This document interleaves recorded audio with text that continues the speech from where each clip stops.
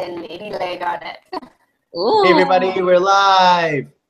So sorry guys, we had to do this a week later because people are busy, people have work. So I'm planning, sorry. I'm planning, yeah. So one of us is getting married in a couple of weeks, and it's crazy that she's actually spending time with us right now and not planning. So thank you so much for joining us. No. Okay, so if you guys don't know, we talked about this book this time, and this was Amanda's pick, and apparently, oh, Karen has a different book cover. She has a different cover. That's a cool book cover. That's really awesome. Way more seductive than ours. Yeah, our one, like, we got gypped. I know. Oh, no. I didn't want to take mine out in public because there's too much legs. Yeah, but look at that. It looks like the romance novel we were after. Oh yes. So this was Amanda's pick. So let's start with Amanda. Amanda, how are you? Are you going crazy right now? A little bit. Yeah. Just a little bit. Just as like this morning. The last minute, a couple changes and just finalizing things is yeah, it's a lot of meeting people and talking things over and agreements and crossing out and things like that. So Yeah. Well, and what really sucks is that you just finished school. Did you have to do report cards and stuff? yeah, that was fun.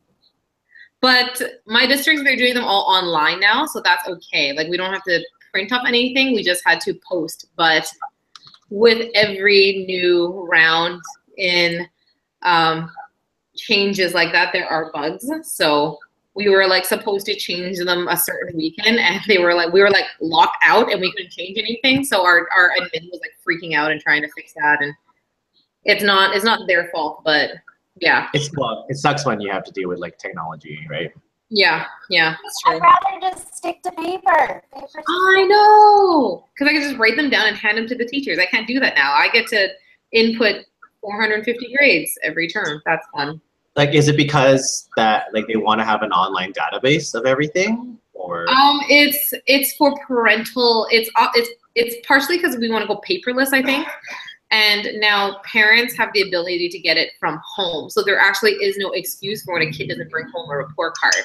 Oh, okay. So yeah. the intention is good, but the implementation is still lacking. It's still working. It's like the same thing with this curriculum change. Like, they've implemented this curriculum change, but there are other parts to it that we're like, we have no resources for this right now. Like, the curriculum we've had for this many years, you've changed it, and now you're shifting the stuff around, and the materials we have are either non-existent or therefore a different grade.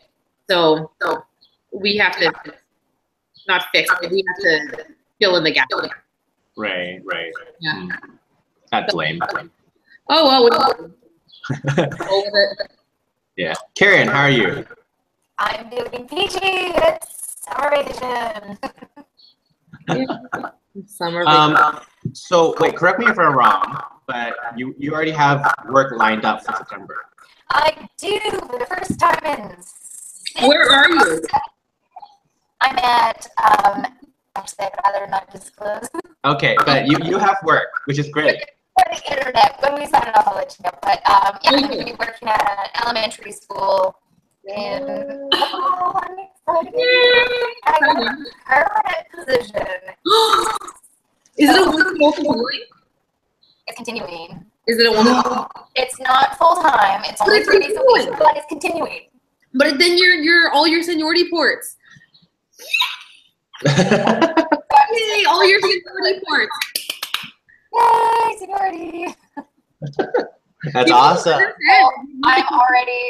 I'm super excited. My last week of school, I was completely distracted because I was already planning for September. Yes, that makes sense. On vacation. Yeah, that's awesome.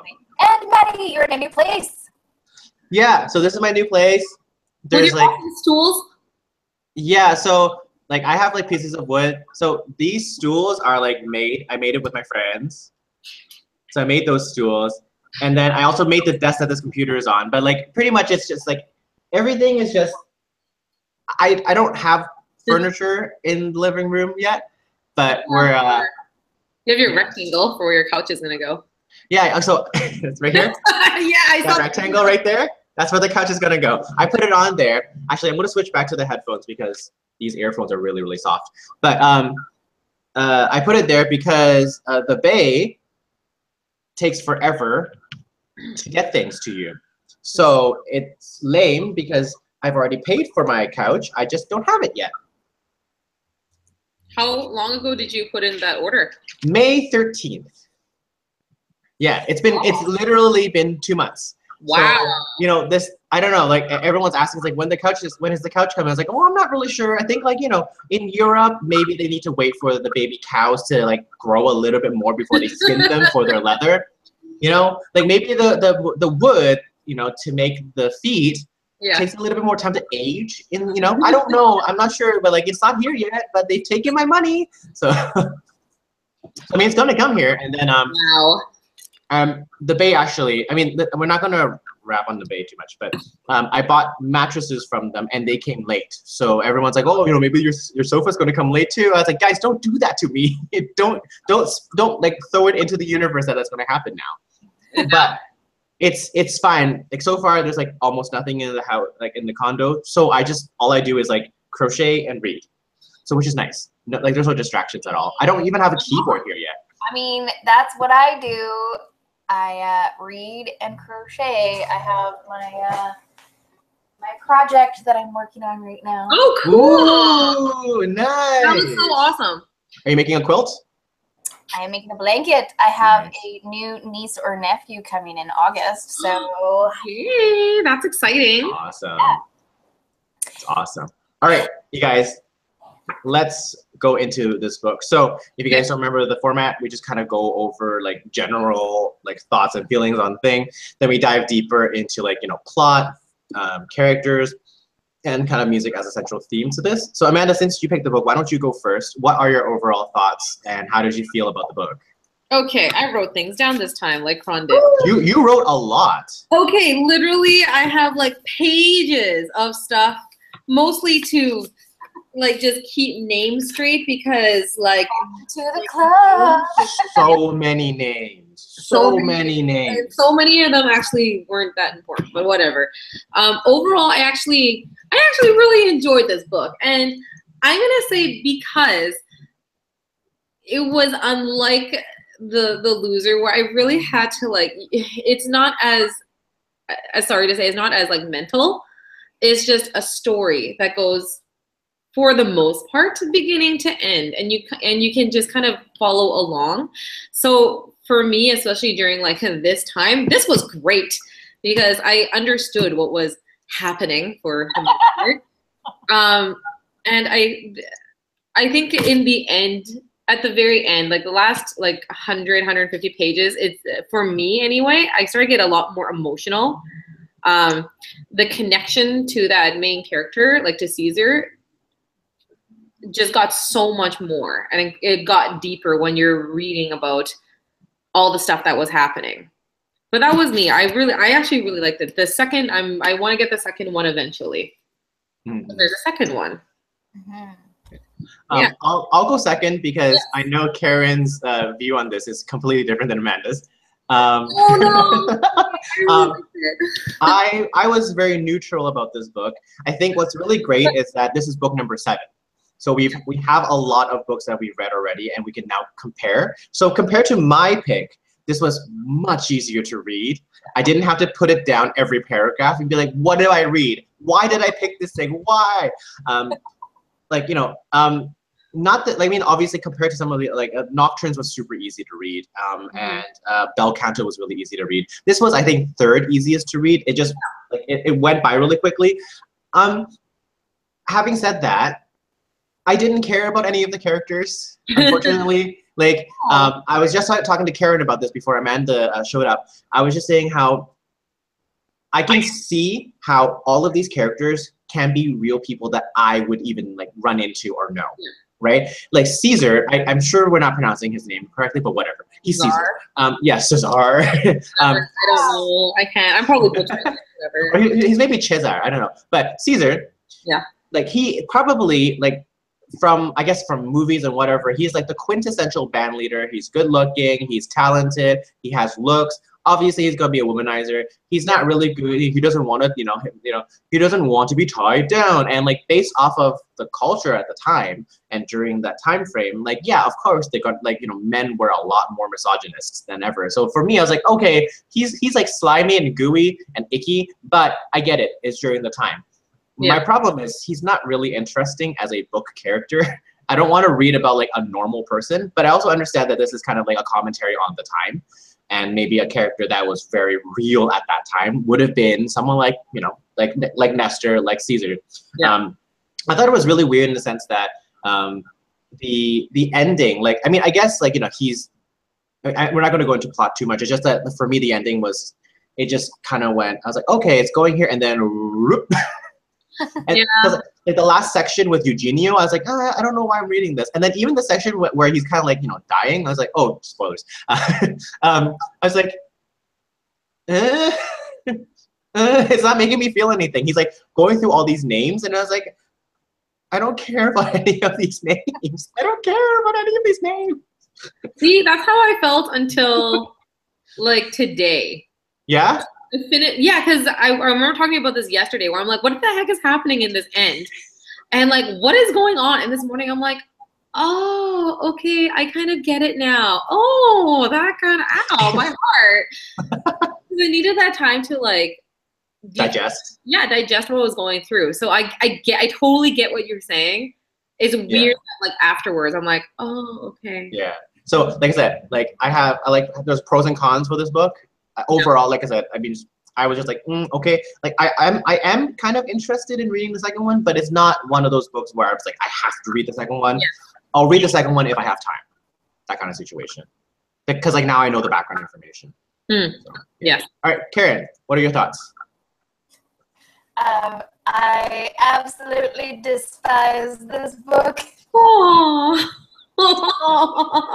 No hard feelings, Amanda. I know, that's okay. I'm sorry. I tried so much. I couldn't connect to Caesar. There was just, as a outspoken feminist, I just couldn't do it. It was too much. It's too much man, like just no. And he was falling apart, and I was just like, I don't care. A lot of it is from the culture. I think I only know because I knew a guy who was Cuban, and reading this is like, all this makes sense for his culture and where it came from and what it's like. I'm like, this does make sense. Yeah, and I mean, and like not to rap on Cuban culture, like no. Misogyny was a thing. Yeah. In every culture, and still is a thing in every culture, right? And machoism. Yeah, and machoism. Yeah. And it wasn't just that too. Yeah. It just I could not relate at all. Yeah, and that's the thing, right? Like, it just at least like there needs to be one character where you're just like, okay, yeah, I kind of like you, I kind of understand you, I get you. One. Yeah. And I died. So. Yeah. I across the room. I was like, really? I still have to read half this book. I also once I got that happen, I mean, like, and here's okay. Are we going to go into plot? I guess I think we're already in the plot. Okay, let's go to that specific section right now where Nestor dies. So first of all, like it's leading up to it. You kind of know that it's gonna happen, but then somehow like the author decides to tell you before it happens. Right? Because like there's a section like right before he like runs the car into the tree, right? He's just like, oh, like, and he's dead, but like before he's dead, they do these things, right? What? Because like the entire time with that whole chapter or that whole section, he's just like, this is the last time he does this. This is the last time he did this. This is the last time he said that. And I was like, okay. And then where is that page? I'm gonna look for that page. He almost took away the shock. It was also really quick. It was like last time, and he's dead. And you're like, whoa, what? Okay, I found the section. I'm just gonna look for that section. Yeah, I don't know. There was something intangible about Nestor that I really liked. That he was melancholy, and he was torn between loving this woman who kind of became something else in his head and then actually being present and trying to move on, and he couldn't move on, and he was sort of this tragic, brooding, and I was just like, yes, I like you. It's 181, Poon. Yeah. I was just looking for that one specific like sentence. You guys keep on talking. I'll find it. No, it's not 181. He had played his last trumpet line. Or something like that. It just bugged me that fact that like it was just like, okay, I know he's dying. Don't tell me like multiple times, and you're taking away the bad magic of it. Because the whole idea of this book, right, is that it's Caesar looking back on his life while he's kind of just lying there or whatever. Yeah. And listening to this record while he is telling all of this, which it's a lot of telling. I feel like that's a lot more hours than one side or two sides of that album, but whatever. It's got that meandering of a person that's sort of just stuck in their own brain and just sort of regurgitating, oh yeah, this, and oh yeah, this. Yeah. And that was one of the reasons why I kind of got lost sometimes. Like I had mentioned, like I'll read something and I'll like halfway through a paragraph, like, oh, we're talking about young Caesar now. Yeah. Oh, we're talking about older Caesar. Like old Caesar, and then there's older Caesar. Like there's older Caesar, and then there's older dying Caesar, but not almost dead, but not dead. Like just for me, it's just like, and then like all the names that kept on like switching it, and some names just were in for a paragraph and then gone forever. But then they come back at the very end of the book for. Right. You're just like, why? I don't care about this chick. There's only one name that I remember. No, two names from the beginning and the kind of end was Desi Arnaz. Yep. And Miguel Montoya. Montoya, yeah. Those are the only two names that like seem, aside from Caesar and Nestor and like, you know, Dolores and all those guys, that were like in the beginning and at the end. But there's like a big fat gap in the middle that they were not present in. Like Desi kind of comes back and forth and back and forth and back and forth. So do you know that scene at the end? Sorry, I have to bring this up. Yeah. Lord of the Rings, where it fades white. The characters are coming in and they're like laughing in slow motion. Okay, I totally got that vibe where it was just like this casting call of like people. Oh yeah. At the end. You remember this person? You remember this person? Oh yeah, okay. Yeah. Thanks. Yeah, I mean, it was really hard for me because they're like, generally speaking, when we talk about like for me, I only read fantasy. So fantasy always has like, it starts here and this timeline goes all the way to there, right? There's rarely jumps. And if there are jumps, it's very clear that it's like, hey, this is like a snippet from the past. Right? Yeah. So for me, yeah. But like this one here, it just, I mean, yeah, you're right. Because like he's just thinking about thoughts and it's just meanders. But it meanders to the point where I just got lost sometimes. Yeah. And I would have to reread certain passages. Like, I would read a whole passage and I'll be like, oh, that wasn't him at that time. Okay, I've got to reread it again as if he's an old person, thinking about him as an old person. Yeah. And it's just like, I don't know. I got a little bit annoyed with the format. With he would start something and be like, oh, and then there was this person, and then this kind of music, and then I knew them for this, and then a little bit of okay, break. Yeah. Here's another person that I thought of. Here's another band that I played with, and then we played this, we went to this place, and here, and then break. And then this person, and it just kind of, that's a little jerky to me. Yeah. Oh, by the way, Amanda and I got confused by this. I was really confused with the fact that the apartment was named Hotel Splendor. Yes. Oh, that took me forever. Yeah, we were talking about that too. Because I thought it was like a completely separate place. Is this supposed to be a separate place? I don't think so, right? That was where he worked. He lived at the Hotel Splendor, but they refer to it like a third place. Yeah. Like in not in third person, but you know what I mean. Yeah. But they call it either that or they usually call it the apartment. Yeah. So, but I got confused. I was like, wait, is the Hotel Splendor like separate from the apartment? Are they two different things? What's going on? No. So, oh, and this. Where is it? These things. Oh, I don't know if you can see it. It's the line break. Yeah. The line break footnotes that I was like, I don't. Does it end on this page? Does it go on to the next page? where's the end of this? I did like the footnotes that were very informative with different types of music. I did appreciate that, but there was 3, I think, or 4, and then there was just nothing after that. But they're all in the beginning. And there was only one where it was like the double page one. I'm like, I don't understand.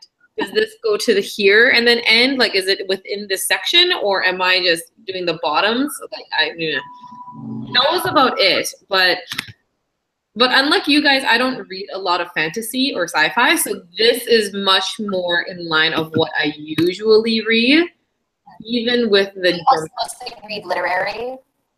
It's a little more, yeah. It's I don't know if I have like. I'll start with that Guy Gavarel thing. I have 2 of his books from Puni's insistence of his amazingness. I haven't started either one yet. We'll see how I feel about high fantasy after that. Yeah. I also, I mean, is this author a good author? You know what I mean? Like, I'm not trying to like be mean or whatever, but like, and like maybe it is because I really enjoy reading a certain style. Yeah. But there was something really. For me, he has that sort of dry literary. Right? Yeah. Where it's very matter of fact. It's not flowery in any way. There's no. It's not that he's not descriptive. It's just there's a lack of, to me, poetry. Yeah. Yeah, but I mean, but then when he like tried to be poetic, it came across as really realistic and. Yeah, and here's the thing. The thing is, like, I mean, I get that he's kind of like, it could be a little bit more dry, but then why spend all your creativity on spending, trying to find as many words to describe a penis as possible? Were there actually that many? There's pinga, there's thing. But he says he calls it a thing quite a bit. Yeah, his thing. Called it, but he did call it one time his manhood. Yeah. And he's had said penis before. Member. Member. 5. It just, yeah. Because you guys mentioned that before I started, because I like started it late. But I remember reading it and being like, he calls it a thing, and then it's a thing again, and then she took my thing, and then my thing was this, and I'm like, he actually calls it my thing.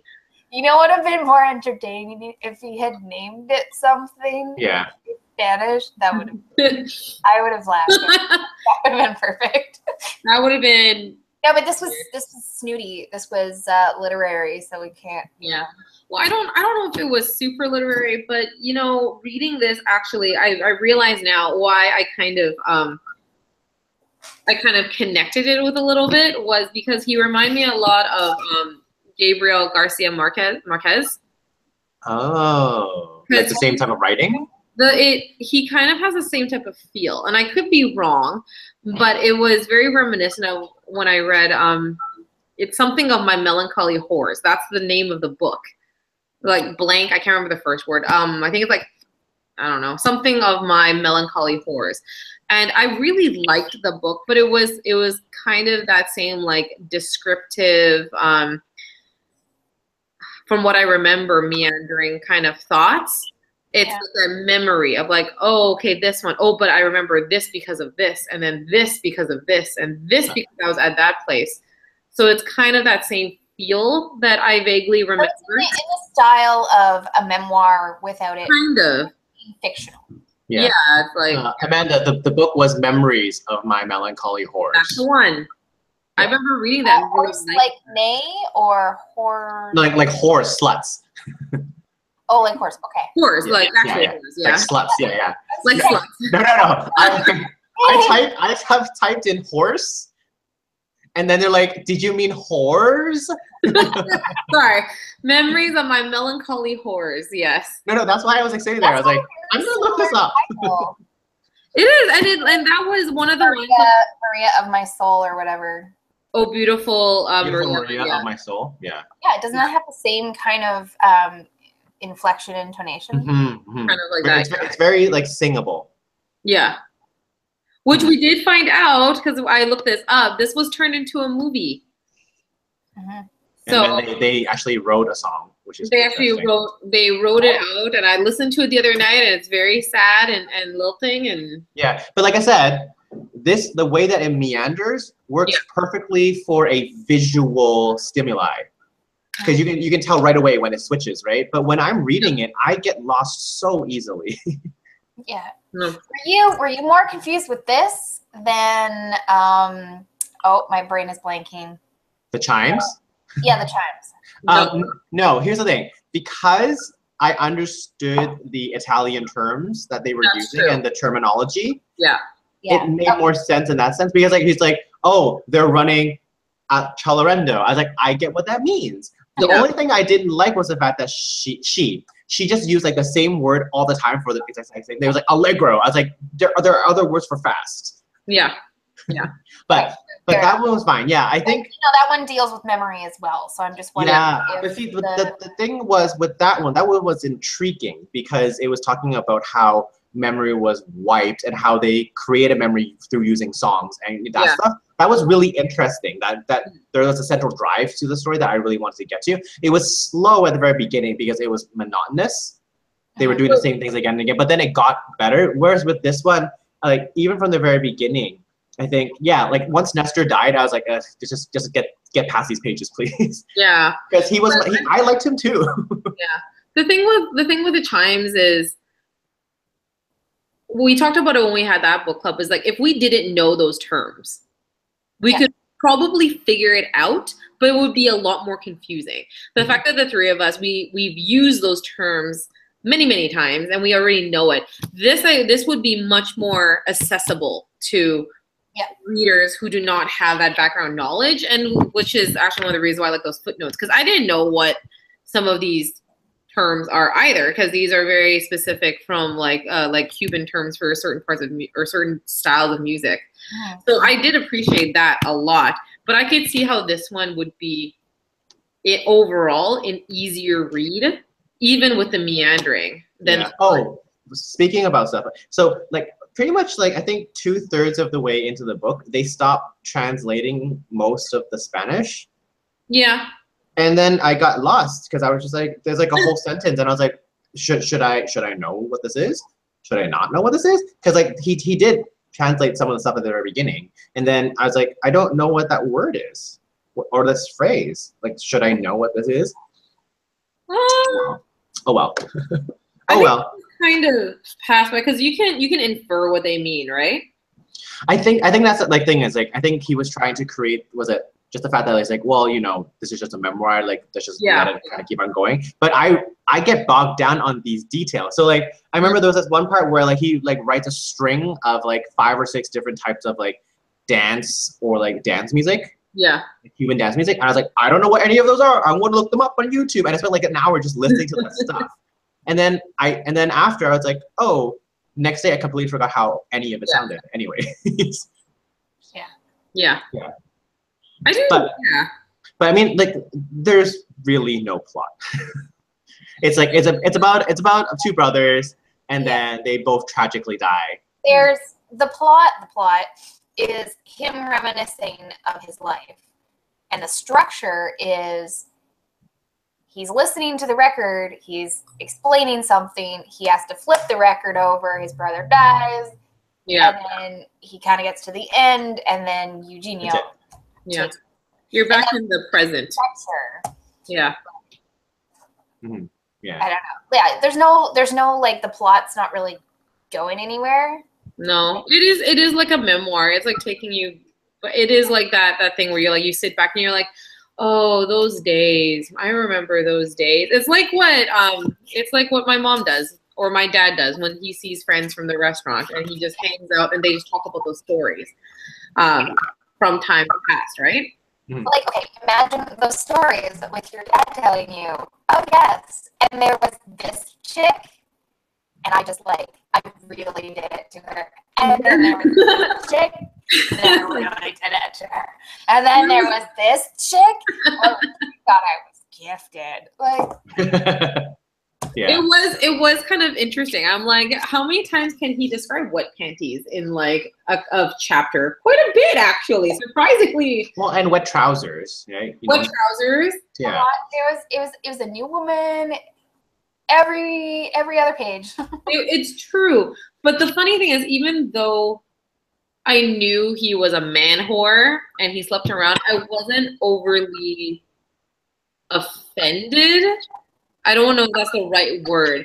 Only because, like you said, it is kind of like reminiscent of the time, of just kind of what his status is as a band leader and all kinds of stuff. So you kind of like, as awful it is, you sound like, yeah, that's what he does.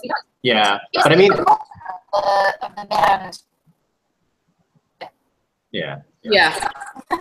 Yeah, but I think like for me, that's why I don't read biographies or autobiographies, because of these type of details. Yeah. I Like, wonder if, okay, here's an idea. Is he an unreliable narrator? Is it possible that he's telling us all these things and he never actually did happen? Maybe he has an actual little thing. It occurred to me. I was like, it almost is too much. It is possible. Yeah. Maybe. Well, it's all the times he described how big his thing is and how gifted he is to have a thing of such girth and length. And you're kind of, His whole body is failing in health. yeah, He'll get it up. yeah. Okay, thank you. Even when he had like a gallstones and couldn't stand up, he could still give it to her right on the counter. Okay. This might cover the thing for when we were trying to find the musical romance. Maybe this covers it. It's got enough like, scenes in it. but I don't feel like it satisfies both parties. That is unfortunately.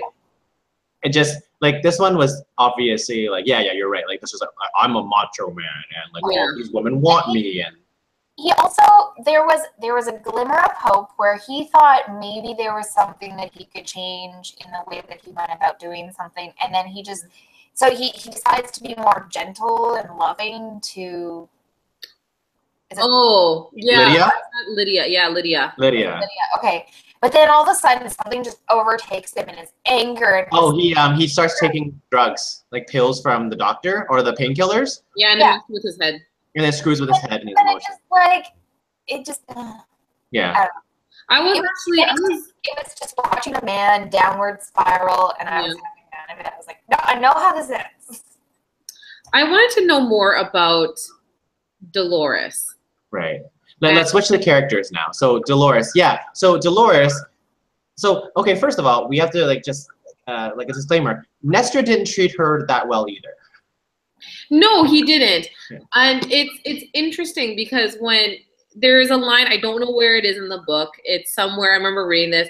He's like, I do love her. I love her so much, but I could never love her the way that I love Maria because Maria burned me so badly. And you're like, oh, this is like every man ever. Yeah, it's like passionate love versus sort of this familial. A comfortable love. But then I was also interested to see after Nestor died, when Caesar's like, oh, she's attractive, but I shouldn't be attracted to her because she's my dead brother's wife. But she cares so much. Like, I actually felt that there was some form of, not just the physical attraction, but he's like, she might have been good for me if Nestor hadn't got to her first. Because out of all the women that he had screwed around with, Dolores was the only one he did actually screw around with, who wasn't a family member, it seemed. Because every other female would walk down the street and she's like, hey, she's hot, I'm gonna do her, and then she actually goes and does her. But Dolores, just reading, it seemed like he actually had a bit of respect for her.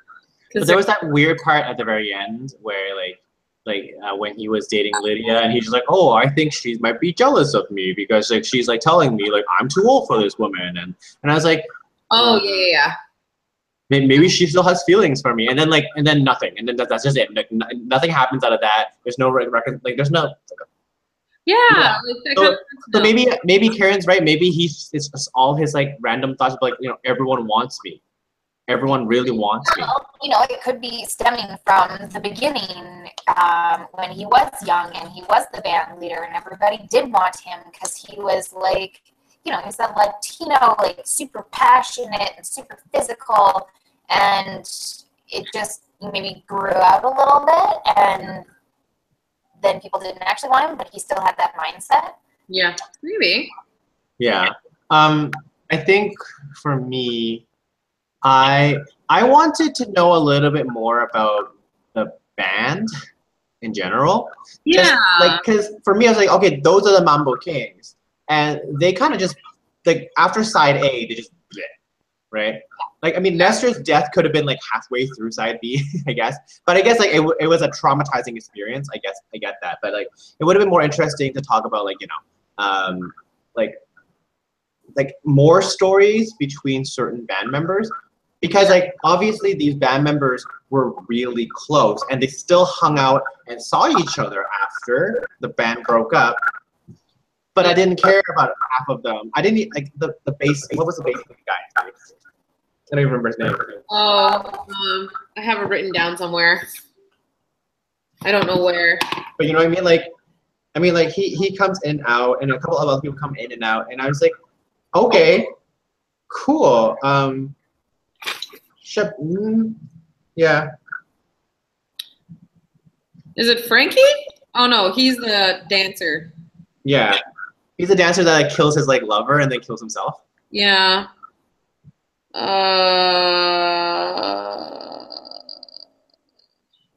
You're looking for the bassist? Well, like, just like he always had, like, you know, friends that came over to help him out and stuff, and I was like, I remember your name. I don't remember what you did. Yeah. Then, like I said, there's only those few that I remember, like Manny. Who was the piano player and the arranger? Yeah, and then the only I remember Desi Arnaz because of the I Love Lucy, where you played Ricardo. Mm-hmm. Yeah. And then yeah, I thought about writing it down, and I guess I didn't, because yeah. But yeah, I would have loved to know more about, like, the bond that they had, because obviously I liked the idea of them all going and playing their show and then coming home and then all eating this big meal together and then hearing about how they came up with songs, and you know, they'd write the lyrics and then there'd be some melody, and then was it Manny on the piano would set about arranging it in such a way like it was really cool with that process, but there was less emphasis on the actual music and more emphasis on his life. Yeah. Because, like, there was that one part where, like, you know, like, they do the I Love Lucy show. They do, like, a band tour. They get, like, you know, they get the matching suits. They get the bus. And I was like, cool, more of this. Yeah. And then nothing. Yeah. Well, maybe he is unreliable. He just really doesn't remember, because maybe, you know, on tour, it's just a city play in the bus, a city play on the bus, a city play Got a girl in there. And it gets a little tedious. Yeah. Yeah, I guess so. Yeah. That actually, like, brought out how much the music did play a part. Like, it was an interesting, sorry, I'm switching subjects now. Was in the other ones, it's like the music theme was, like, shoved on top of us. Like, it's Glenn Gould. This is the thing. And then these terms and all this. I felt like this one with the music theme was actually more natural. It made sense. This book would not have made sense without the music component. That being said, you could replace, you know, I am a band leader to I'm an actor and this is my acting guild, I guess. And it could essentially be the same way. Yeah, I guess the problem was just always going back to just, like, for me, the pacing. Yeah. And the flipping in and out. And just the fact that I just didn't really care about Caesar. Like, I just... You know what? At the end, I think the only reason I connected with him more at the end, I'm like, you know, he's an old man with all these regrets and guilt, and He's clearly ignoring his doctors. He's saying, screw it, I'm going to drink what I want. I'm going to eat what I want, and damn my pains and sores, and I'm going to screw who I want. And it's kind of sad more than anything else, like going through and being like, man, it's, you know, you've had a full life, but all you're left with is the memories. Because even he said, you know, it's great, I've had all these memories, but I have no money. I have nothing. I don't have a house like Manny does. I don't have a business. And the business I do have, I owe all this money to that other guy, the mobster. Pedro? Is it Pedro? Or is it Perez? I remember, like he loses that anyways. And yeah, and he loses it anyway. So he's just sitting in his you know, in his room, watching these niece and nephew grow up, watching a woman that he may or may not love. She ended up marrying that bookkeeper guy, and he's like, I literally have nothing. I have no kind of like thing for I don't have a next generation. Like, at least Nestor had kids and carry that on, but I literally have my pictures, my vinyls, and that's like it. And like my white silk scarf. Yeah, I guess the question is like there is like music is a really strong central theme, and then there are all these things, but like Karen had mentioned earlier about how like the whole like there was hope and then it goes away, there was hope and then it goes away. Like, is that compelling to read? For me personally, like I mean, obviously this book, there's a lot of people who really like this book. I like there's that part where like you know, he starts a business, loses it, starts like that stall, like that ice cream or whatever stall, the ice whatever stall, and then just sells it. Right? Right. And then Manny comes and he's like, hey, we should start something, and then he dies. Right. Like there's just all these like kind of like just like could have, no, could have, no, could have, no. And for me, I was just like, that just wasn't compelling. I just didn't like, I didn't really care half the time. So I think like I said, like maybe it's just like for certain people who like this type of style, really interesting. But for me, I was just like, I mean, maybe it's just like a simple mind. I would like my characters to grow at least a little bit. Yeah. Or was that the point? Is like point of it was that this is his tragic life. Yeah. Like I mean, yeah. He looks like he has it all, but at the end, does he have it all? Not really. It's sort of it's challenging us to kind of think about our own selves almost, and say, a little bit, yeah. You still have the chance to change anything. Don't be like him. Don't get to the end and go, you know, I have this great life, but you want to do the things that you could have done. Yeah.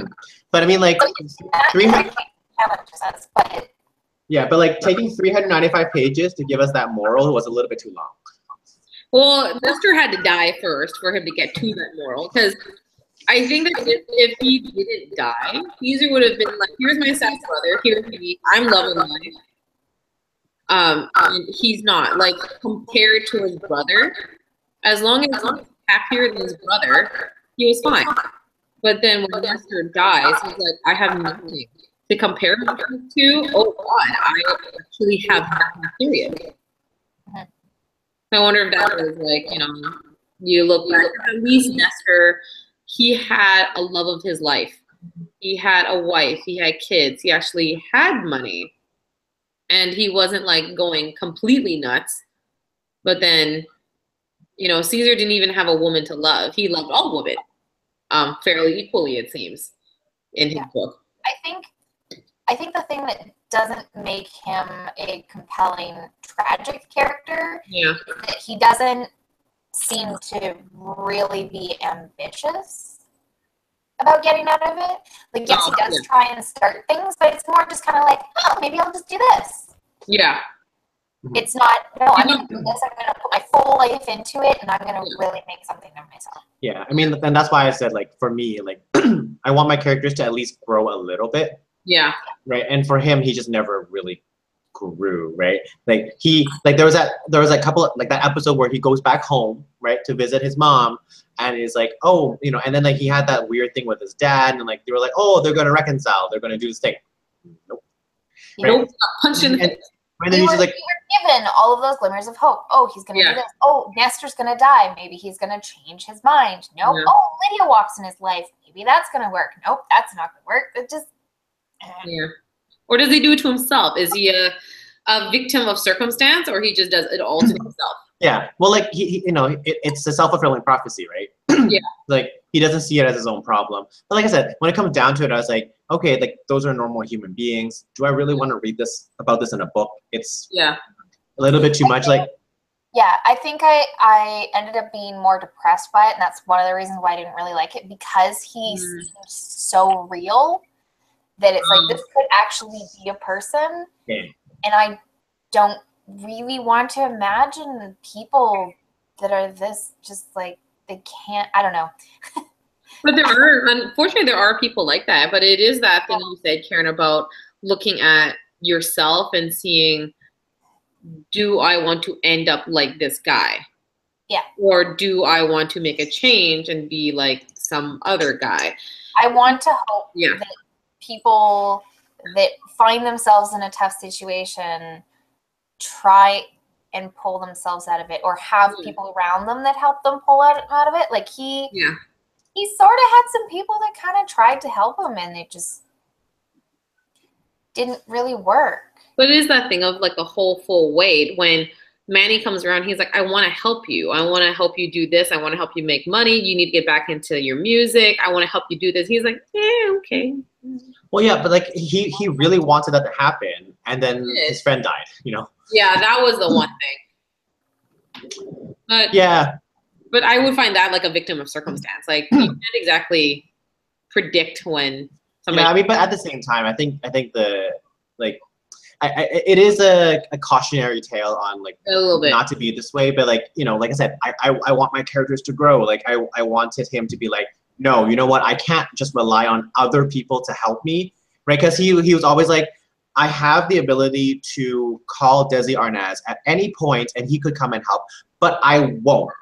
Yeah. Because I don't want to seem like that way. I was like, okay, so you have a drive. You don't want to be someone who just kind of kisses ass. Pride. Fine. So you want to do something, but then he doesn't do anything. Yeah. So he has these morals and these values, and you know that make him like, okay, you know, I am the older brother. I am the band leader. Like I kind of provide. I need to be that way. I can't take advantage of other people. But then he doesn't do anything.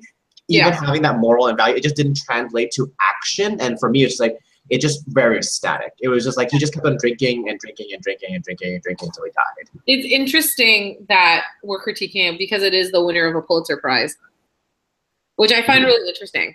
Like I can see how this would win. I do. At the same time, I would see how this could not win. Well, I wonder what other books were out. Yeah. I do wonder what other book. So when was this published? This was published a while ago. This isn't a new publication. 89. Yeah, so it's an old school book. Yeah.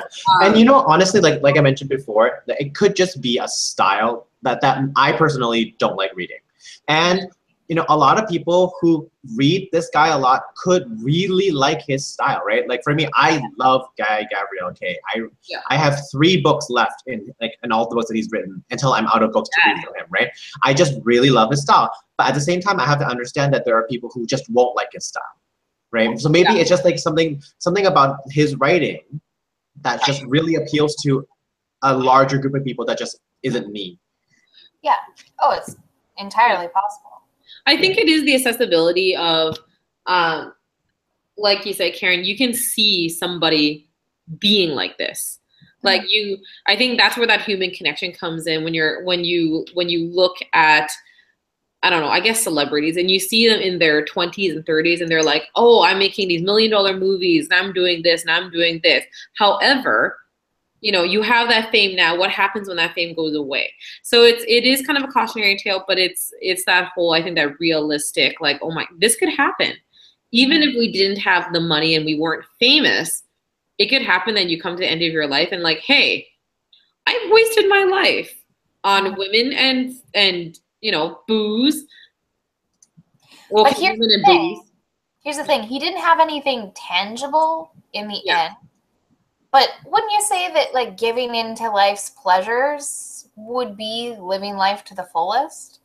He was also really generous. Like, I think one of the things he said was the reason he never had money is because he always gave away to other people. Yeah. So I don't think that he was a selfish man, maybe when it comes to like love and that kind of stuff, but his interpretations of love. I love all women, he says. But, you know, it is kind of, in that way, I think it is tragic how he feels so sad at the end when you look back in this book and you're like, oh, but he's given money to this kid, and then this one who didn't have money, and then this one, and he gave these guys who came from Havana a job, even though whatever, like he still tried to do his best for fellow man. Yeah, but at the same time, it's one of those situations where he starts doing something and then just just gone. It just disappears. It doesn't do it anymore. Yeah. And then there was like, remember there was just like these two brothers that I really connected with.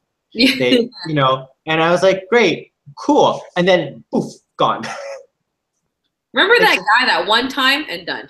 Yeah. So I think this whole like, a lot of stuff has happened, whether it's true or not, but at the same time, it's just like nothing was concrete enough and permanent enough for me to care. Yeah. Okay. Yeah. That makes sense. Yeah. But I will say, super easy to read. This was like, I read it really quickly. So like compared to our book from last time, this was really fast to read. Oh my God. That was the hardest, like 100 and whatever pages. 200 pages, 208 or something like that. And I remember starting it off and I was like, I read half of a page and I was like, I don't know how I'm going to get through this. I'm like, Poon, why? Poon, why? I think I've said this before, but the one thing that I really like about this book club is that we kind of challenge each other's. Oh yeah, to read other styles and. Like, Bet, I'd be totally like you, just staying in fantasy all day long. It could be why this wasn't exactly my cup of tea, but I read it. Mm-hmm. Yeah. Yeah. I was telling Amanda this too. I was like, if it wasn't for this book club, I would have never picked any of these books up.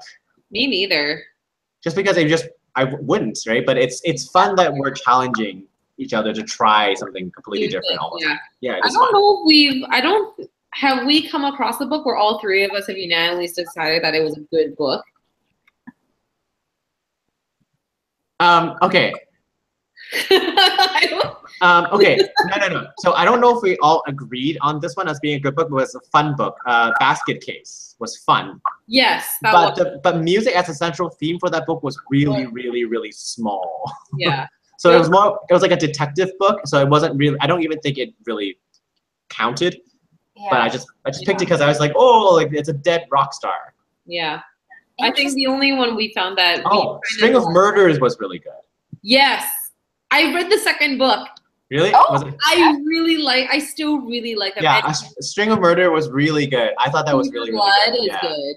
Fever of Blood is really interesting because you get into McGray's family and his crazy sister. No spoilers, but I think if we all agree, like String of Murders was really good. Was probably the highest rated one out of all the ones we've done. I really like that one. I love the characters because it was very like, it was very good cop, bad cop, Yeah.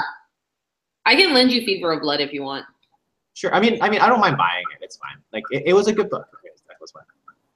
Okay, but speaking about books, I guess we're done talking about Mambo Kings. Yeah. I think it's Karen's pick for next. I think you said you already picked one. It is. I have picked one. I've ordered it. Ooh. Because it's a new book and the library is like an 80-person long wait for it. Oh my God. Wow. But it looks like it's getting great ratings, and it's called The Chilbury's Ladies Choir. Chilbury's? Oh, yeah. Okay.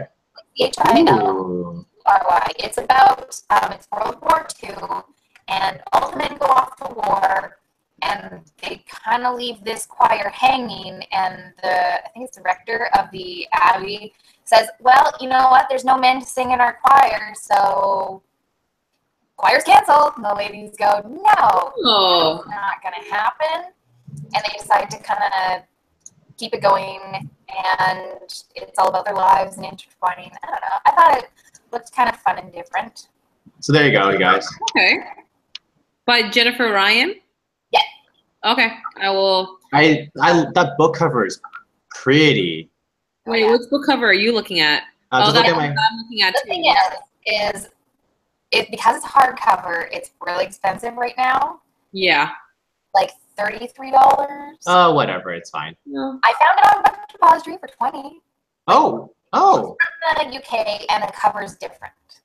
Okay. Well, you know what? I'm really big on covers, Karen. So I might just buy this one because this one's really pretty. Yeah. When does the paperback come out? Probably later. Of course. So September 5th, 2017. Ooh. Of course. After we have to read it. Okay. How do you do the thing? I want to show you the soft cover. So on the left-hand side, there should be a second button called Screen Share. If you go to the side of the window, yeah. Okay.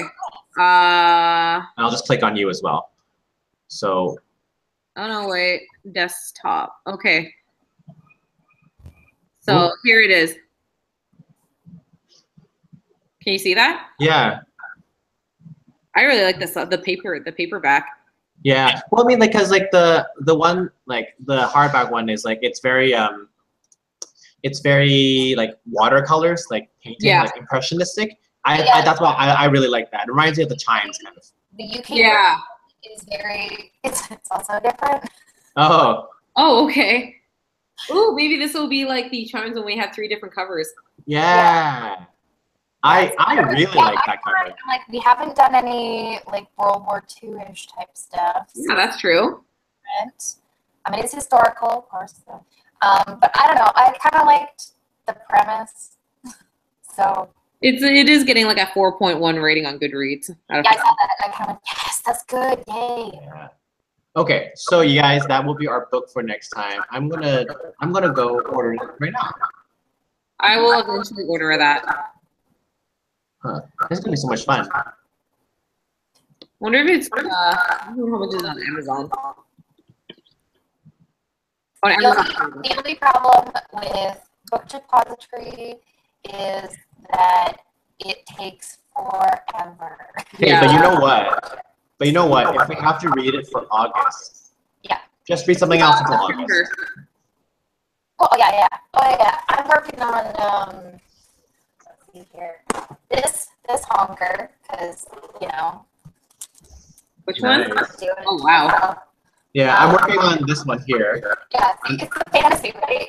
Yeah, I'm rereading this. Oh, nice. I'm rereading this. Let me know how that is. It is the anniversary, the 60th anniversary, and this one's interesting. There is a